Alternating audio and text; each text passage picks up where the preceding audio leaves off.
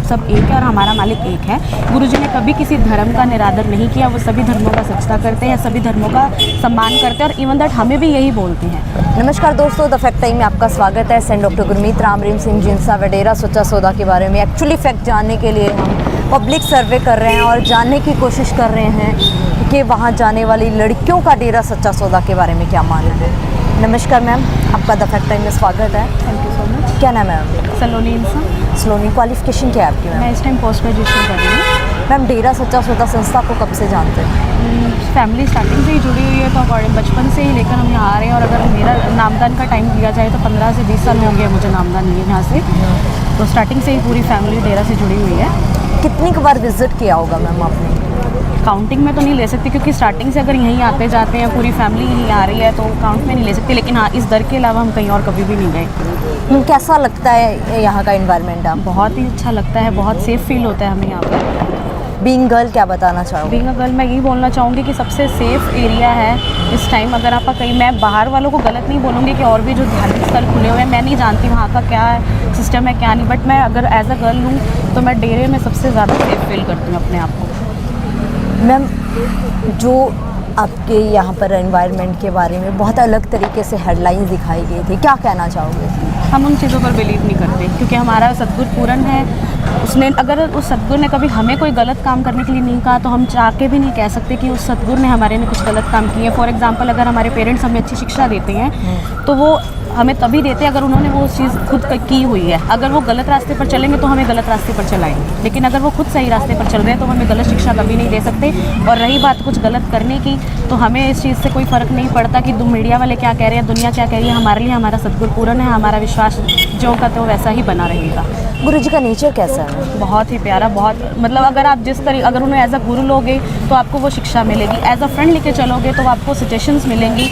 मतलब स्टार्टिंग से लेकर एंड तक मैंने हर एक रूप में, अगर मुझे कोई भी प्रॉब्लम क्रिएट हो लगती थी कि मेरी लाइफ में कुछ प्रॉब्लम्स आ रही हैं, तो जो गुरुजी ने हमें गुरु मंत्र दिया है उसके जाप से मैं खुद को बहुत ज़्यादा रिलैक्स फील करती हूँ उसका जाप करके। तो और किसी भी तरह की अगर कोई भी हमें प्रॉब्लम फेस करनी पड़ती है अपनी लाइफ में, तो मैं कहती हूँ मेथड ऑफ मेडिटेशन जो गुरुजी ने हमें बताया सबसे बेस्ट तरीके अपनी हर एक प्रॉब्लम से सोल्यूशन पाने का। करेक्टर कैसा है मैम गुरुजी? बिल्कुल प्योर। तो जो और एलिगेशंस उनके ऊपर लगाए जा रहे हैं, क्या वही बात है ना कि फॉर एग्जांपल कि अगर कुत्ते भौंकते हैं तो हम उनका पीछा नहीं कर सकते, क्योंकि उनका काम है वो। लेकिन ये है कि हमें पता है कि हमारा गुरु ना कल गलत था, ना आज गलत और ना कभी गलत होगा। और आने वाले टाइम में आपको और पूरी दुनिया को ये सच पता चल जाएगा।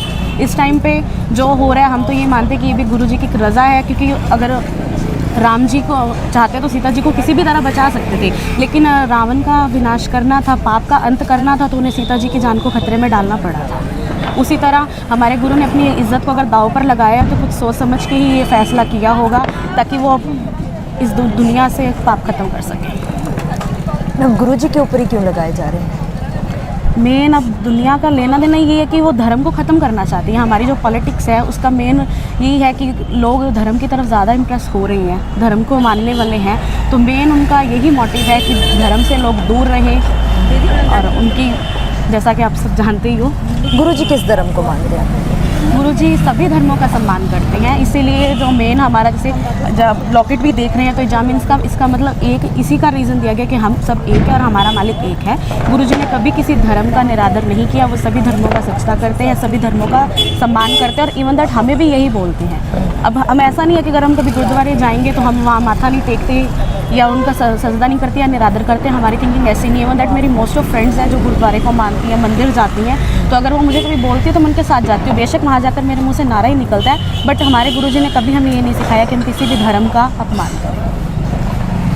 मैम, फिर क्या आपको लगता है आज के समय में गुरुजी की सोसाइटी को ज़रूरत है? बहुत ही ज़्यादा ज़रूरत है, क्योंकि जब से गुरुजी गए हैं नशा, और जैसे आप सबको पता है कि सबसे बड़ा हाथ गुरुजी का था कि वो नशा छुड़वाते थे। वैश्यवृत्ति में फंसी लड़कियों को यहाँ लेकर आए, उन्हें शुभ देनियाँ बनाया, उनकी शादियाँ तक करवाई। गुरुजी के जाने के बाद जो ये कार्य थे ये बहुत ज़्यादा मतलब बढ़ गए हैं। नशा बहुत ज़्यादा बढ़ गया है, हमारा यूथ गलत रास्ते पर चलने लग गया।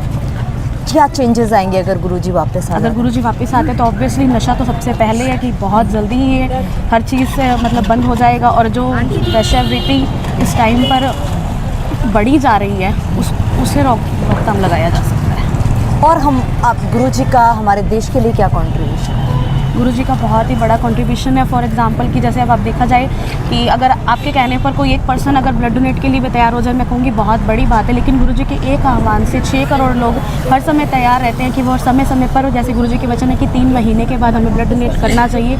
इससे ना लोगों का वहम है कि ब्लड कम हो जाता है, ऐसा कुछ नहीं। पर्सनली मेरा खुद का एक्सपीरियंस है, मेरा 8.5 से ब्लड कभी अबव नहीं आता था, बट मैंने वचनों पर चलकर कैंप में फर्स्ट टाइम ब्लड डोनेट किया। दैन उसके बाद मेरा 12.5 12.7 इसी अराउंड रहता है, और मैं हर 3 महीने बाद अपना ब्लड डोनेट करती हूँ।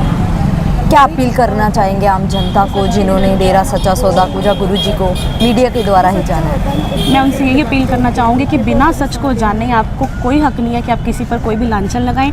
ठीक है, आप अगर नहीं इस बारे में कुछ भी जानते हो तो आप डेरा सच्चा सौदा आएँ, यहाँ विज़िट करें, यहाँ का माहौल देखें, ताकि आपको भी पता चले कि यहाँ पर ऐसा कुछ भी नहीं होता है। और यही जनता तक सच्चाई पहुँचाना चाहूँगी कि डेरा सच्चा सौदा कल भी पाक पवित्र था, है और हमेशा रहेगा, और हमारे गुरुजी सर्वगुण संपन्न थे, हैं और हमेशा रहेंगे। सरकार से क्या मांग करना चाहिए? सरकार से यही मांग करना चाहूँगी कि कानून का जैसे गुरुजी ने बताया वो सम्मान करते हैं, हम उसी सम्मान को लेके हम अब चाहेंगे कि वो पूरी तरह से इस पर पैरवाई करे। एक चिट्ठी जो गुमनाम चिट्ठी जो भेजी गई है उसके बिहाफ पर किसी को आरोपी साबित कर देना, ये बहुत ही बड़ी गलती है। Thank you so much ma'am आपका हमारे साथ जुड़ने के लिए। दोस्तों, ये वो लोग हैं जो वेल एजुकेटेड हैं और बीइंग गर्ल बताते हैं कि ऐसा कुछ भी नहीं देखा जो हेडलाइंस में दिखाया गया। फिर आखिर क्यों एक संत को बदनाम किया गया, क्यों इन लड़कियों को बदनाम किया गया जो डेरा सच्चा सौदा में बहुत समय से आती हैं? आप लोग अपनी राय कमेंट बॉक्स में ज़रूर बताइएगा। देखते रहिए द फैक्ट आई, और सच का साथ देने के लिए चैनल को जरूर सब्सक्राइब करें। बहुत बहुत धन्यवाद।